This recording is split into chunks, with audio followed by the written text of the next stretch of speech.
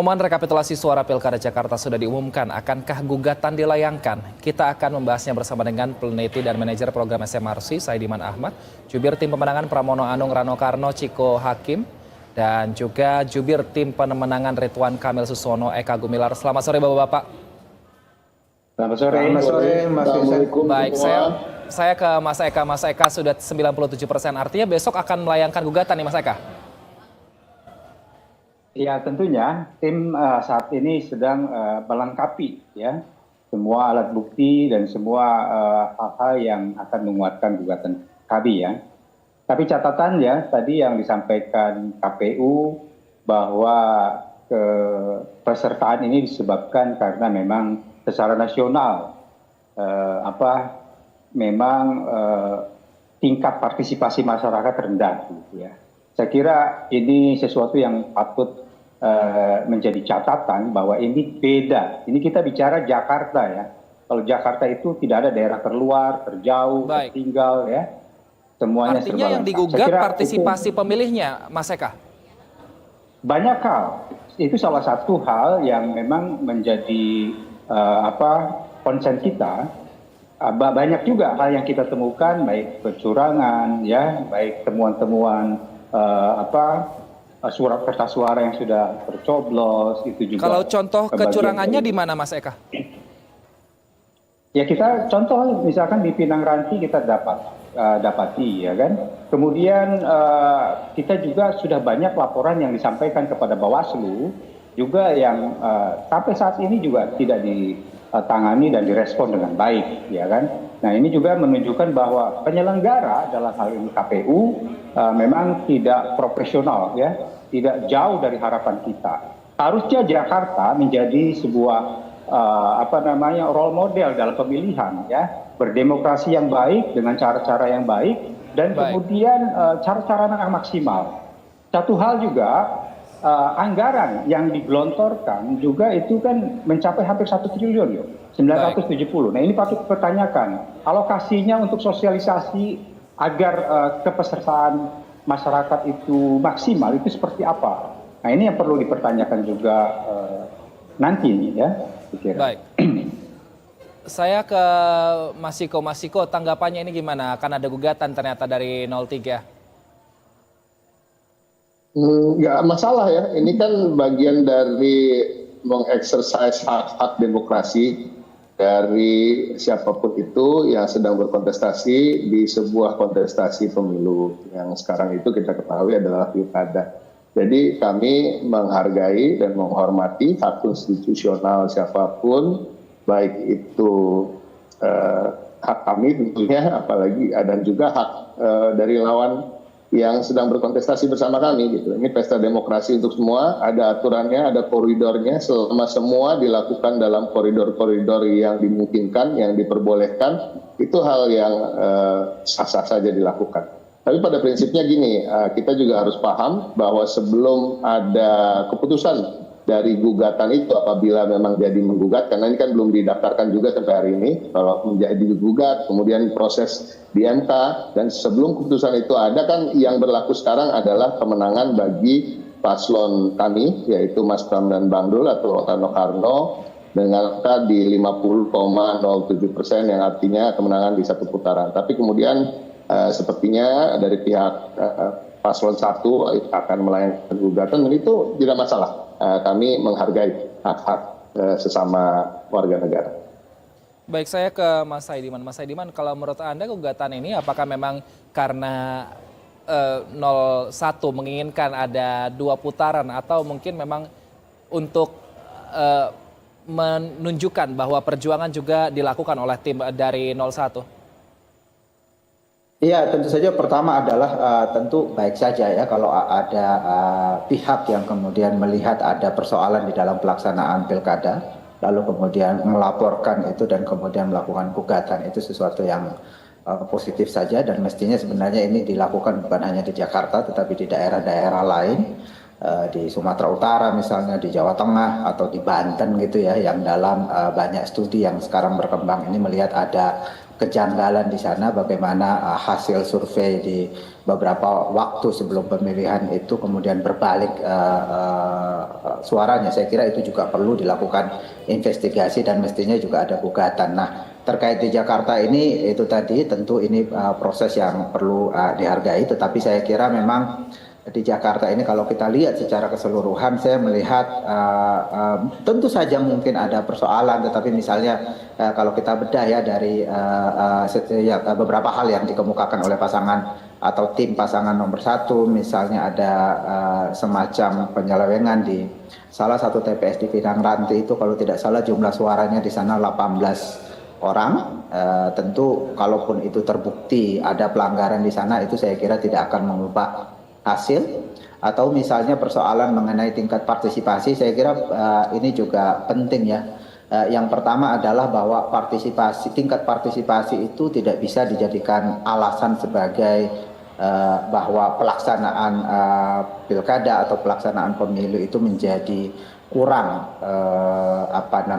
kualitasnya atau bermasalah hanya karena tingkat partisipasi yang kurang. Kalau kita lihat di negara-negara maju itu tingkat partisipasi biasanya kurang gitu. Jadi itu kita lihat biasanya dilihat sebagai salah satu bentuk dari tingginya rasionalitas pemilih. Kalau kemudian pemilih menganggap bahwa dia datang ke TPS dengan atau tidak datang ke TPS hasilnya sama saja, ya itu kemudian membuat mereka tidak datang. Itu ada fenomena free rider. Selain itu di Jakarta juga ada persoalan, kita lihat bahwa ada upaya dari elit-elit terutama partai-partai itu untuk kemudian meniadakan kompetisi di awal-awal pilkada Jakarta gitu. Hampir saja tidak ada kompetisi di Jakarta karena elit partai itu enggan untuk berkompetisi. Saya kira ini juga membuat warga yang kritis, dan itu banyak di Jakarta jumlahnya, tidak mau datang ke TPS. Buat apa datang ke TPS kalau kemudian yang disajikan, calon-calon yang disajikan itu tidak memenuhi harapan mereka. Baik, Mas Eka, ternyata gugatan tidak akan mengubah hasil. Lantas mengapa 01 akan tetap mengajukan gugatan? Ya, saya kira persepsi itu boleh-boleh saja. Nanti kan semua pembuktian kan ada di persidangan nantinya tentunya. Dan saya kira menganggap sepele soal kepesertaan ya, partisipasi warga itu kita harus lihat. Dari DPT 8,2 juta, kita hanya 53%. Artinya ada hampir 4 juta lebih yang tidak ikut serta. Kemudian dari situ hampir 10% tidak menerima undangan, ya, dengan berbagai alasan tentunya KPU. 10%, artinya 800.000 tidak menerima undangan. Kemudian juga ada 30.000 orang yang sudah meninggal dunia, ternyata masih masuk di dalam DPT, belum dibereskan. Artinya gambaran-gambaran itu menggambarkan KPU memang jauh dari profesional. Harusnya KPU Jakarta, di mana semua teknologi, semua partisipasi warga, semua informasi sangat mudah diserap oleh warga. Kenapa begini gitu? Nah, ini saya kira akan ada anggaran perencanaan di dalam sosialisasi, dalam memotivasi warga untuk ikut serta. Nah, saya kira itu karena angkanya mencapai sekian, bahkan jika dinyatakan pemenang, ya 03 itu tidak bisa melampaui angka golput yang lebih dari 3 juta pemilih. Artinya orang yang tidak datang. Jadi saya kira legitimasi juga penting untuk kita mendapatkan pemimpin yang bisa diterima oleh mayoritas masyarakat Jakarta. Baik, selain partisipasi pemilih, ternyata tadi ada juga gugatan mengenai kecurangan pilkada. Kalau menurut Bang Ciko, curang ini 01 mungkin memiliki bukti, tapi juga bukti apa yang disiapkan 03 untuk menghadapi persidangan nanti?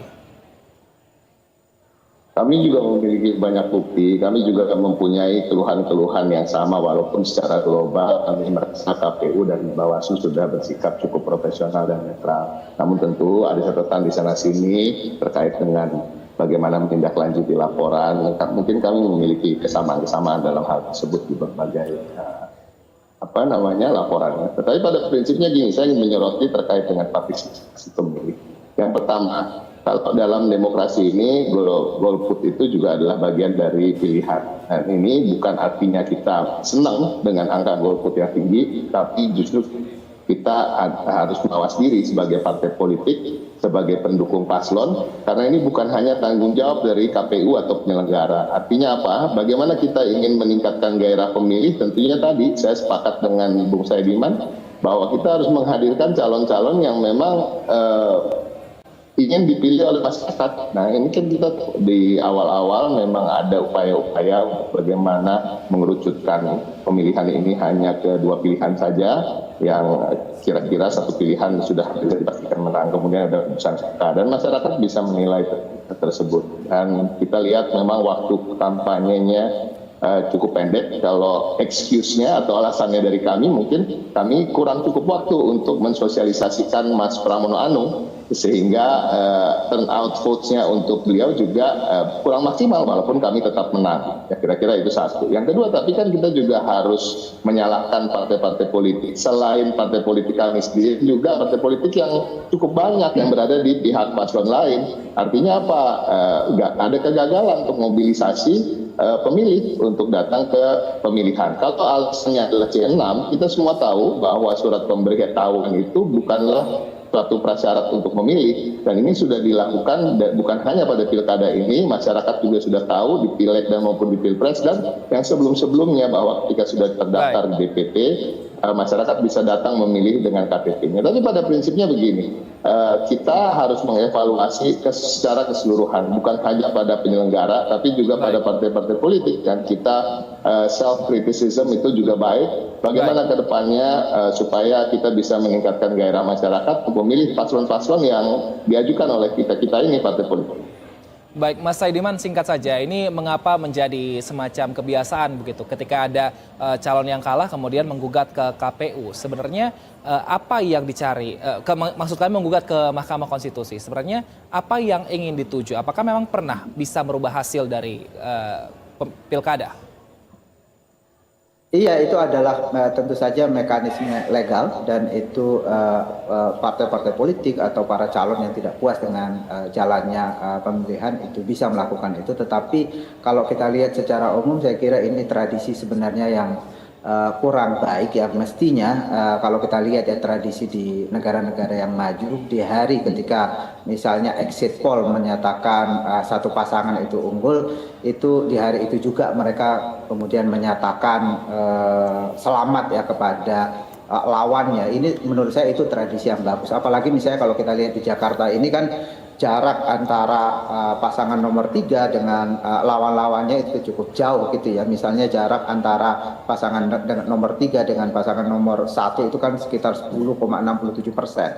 Jarak dengan pasangan nomor 3 dengan pasangan nomor 2 itu 39,54%. Jadi sangat jauh sebetulnya. Menurut saya alangkah akan lebih baik kalau kemudian ada semacam tradisi menyampaikan selamat lebih awal, walaupun misalnya kalau ada temuan persoalan di lapangan itu tetap dilakukan proses legal sebagaimana mestinya. Nah, saya kira itu. Baik, kita akan nantikan seperti apa gugatan, apa saja poin-poin dari tim 01 gugatannya ke Mahkamah Konstitusi, dan kita akan kawal bersama seperti apa jalannya gugatan nanti. Terima kasih atas waktunya Bapak-Bapak, ada Mas Eka Gumilar, Bang Ciko Hakim, dan juga Mas Saidiman Ahmad telah bergabung bersama kami. Sehat selalu.